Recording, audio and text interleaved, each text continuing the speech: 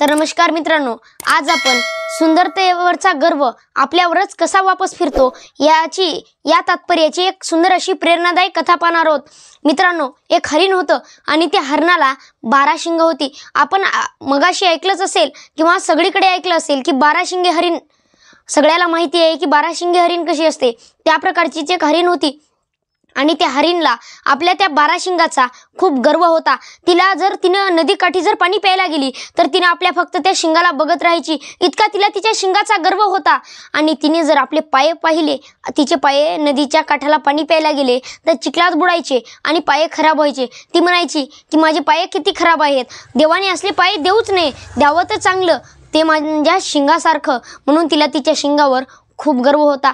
तिने म्हणायची की माझं जे सुंदरता आहे ते फक्त या माझ्या 12 शिंगावर अवलंबून आहे, या पायावर तर काहीच नाही।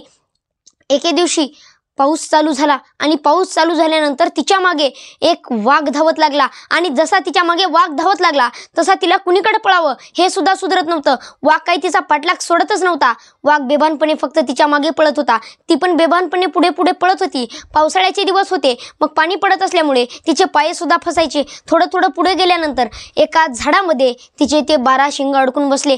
वाघ तर आता थोड्याच अंतरावर होता, तिला काही समजत नव्हतं आता आपले हे शिंग म्हणजे आपली सुंदरता, पण हे शिंगामुळेच आज आपण अडकलोय आणि ते कुठं थेट मरणाच्या मुखात जाऊन अडकलोय। मग आपले हे शिंग इतके सौंदर्य रूप असून सुद्धा यांनी आपल्याला मरणाच्या दारात नेऊन सोडलंय, कसं करावं? मग तिला काही समजत नव्हतं। मग तिने तिचे पाय फक्त थोडं थोडं वर झाडावर उचलून तिने आपले शिंग अलगद खाली घेतले आणि त्या वाघाच्या तावडीतून ती बाहेर पडली।